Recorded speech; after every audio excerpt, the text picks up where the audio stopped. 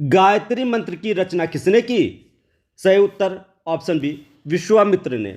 गायत्री मंत्र जिसका उल्लेख ऋग्वेद में है, इसकी रचना विश्वामित्र ने की थी। अगला प्रश्न है, अवेस्ता और ऋग्वेद में समानता है। अवेस्ता किस क्षेत्र से संबंधित है? सही उत्तर ऑप्शन बी ईरान से। अवेस्ता ईरान का एक ग्रंथ है। अगला प्रश्न है, आर्यों के आर्कटिक होम का सिद्धांत का पक्ष किसने लिया था?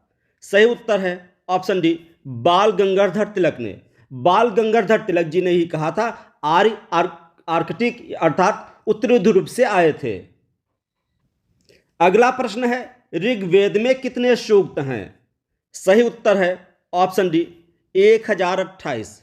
ऋग्वेद में 1028 सूक्त हैं। ऋग्वेद सनातन धर्म अथवा हिंदू धर्म का स्रोत है। इसमें 1028 सूक्त हैं जिसमें देवताओं की स्तुतियां की गई हैं। अगला प्रश्न है, पूर्व वैदिक आर्यों का धर्म प्रमुखता था। सही उत्तर है ऑप्शन बी प्रकृति पूजा और यज्ञ। आर्यों के जो भी प्रमुख देवता थे वो किसी न किसी प्रकृति का प्रतिनिधित्व करते थे।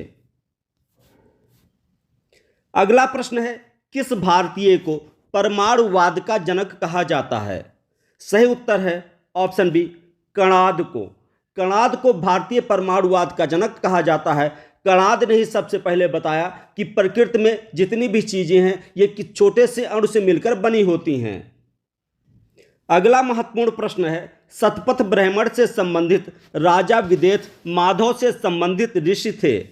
सही उत्तर है ऑप्शन डी गौतम रघुगण। अगला प्रश्न है, निम्नलिखित में से किस ग्रंथ को शतसहस्त्री संहिता के नाम से जाना जाता है? सही उत्तर है ऑप्शन ए महाभारत। महाभारत नामक ग्रंथ जो कौरवों और पांडवों के युद्ध पर आधारित था, इसका एक नाम शतसहस्त्री संहिता था। महाभारत का पहले नाम जय संहिता था। अगला महत्वपूर्ण प्रश्न है, सिंधु घाटी सभ्यता में घोड़े के अवशेष कहाँ मिले हैं? सही उत्तर है ऑप्शन ए सुरकोटड़ा में। सिंधु घाटी सभ्यता में घोड़े के अवशेष सुरकोटड़ा में मिले हैं। सुरकोटड़ा गुजरात के कच्छ जिले में स्थित एक महत्वपूर्ण पुरास्थल है।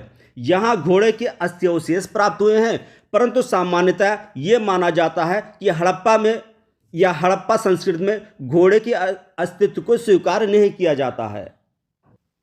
अगला प्रश्न है, सिंधु घाटी स्थल में कालीबंगा किस प्रदेश में स्थित है?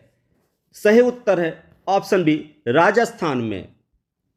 कालीबंगा जिसका अर्थ होता है काली चूड़ियाँ, इसकी खोज 1952 में कमलानंद घोष ने की थी। यह राजस्थान के हनुमानगढ़ जिले में स्थित है जो घग्गर नदी के किनारे स्थित है। यहाँ यज्ञ कुंड खेती के साक्ष्य मिले हैं और यहाँ एक साक्ष्य मिला है जहाँ जुते हुए खेत के साक्ष्य मिले हैं, जिसमें एक कुंड में सरसों बोई गई थी तो दूसरे कुंड में चने का अवशेष प्राप्त हुआ है।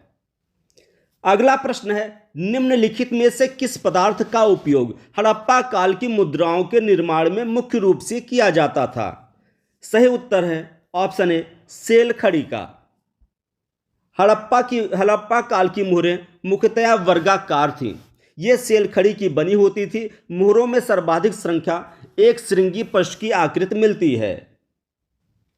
अगला महत्वपूर्ण प्रश्न है, हड़प्पा सभ्यता किस युग की थी? सही उत्तर है ऑप्शन ए कांस्य काल की। हड़प्पा सभ्यता को कांस्य काल का माना जाता है। सिंधु सभ्यता को उसकी लिपि पढ़ी ना जाने सकने के कारण इसको आदि ऐतिहासिक काल में रखा जाता है और साथ ही साथ कांस्य युग में भी रखा जाता है, क्योंकि उस समय कांस्य की खोज हो चुकी थी। यानी कांस्य एक प्रकार की मिश्र धातु थी जिसको उस समय बना दिया गया था, इसलिए इसको कांस्य युग में रखा जाता है और इसकी लिपि पढ़ी नहीं जा सकी थी, इसलिए इसको आदि ऐतिहासिक काल में भी रखा जाता है। अगला महत्वपूर्ण प्रश्न है, सिंधु घाटी सभ्यता के लोगों का मुख्य व्यवसाय क्या था? सही उत्तर है ऑप्शन ए व्यापार। सिंधु घाटी सभ्यता के लोगों का मुख्य व्यवसाय व्यापार था। हड़प्पावासी मेसोपोटामिया से व्यापार करते थे। चांदी का प्रयोग भारत में सर्वप्रथम हड़प्पा वासियों के द्वारा ही किया गया। कपास की खेती भी सर्वप्रथम हड़प्पा वासी के द्वारा शुरू की गई और शतरंज की शुरुआत भी हड़प्पा काल से मानी जाती है।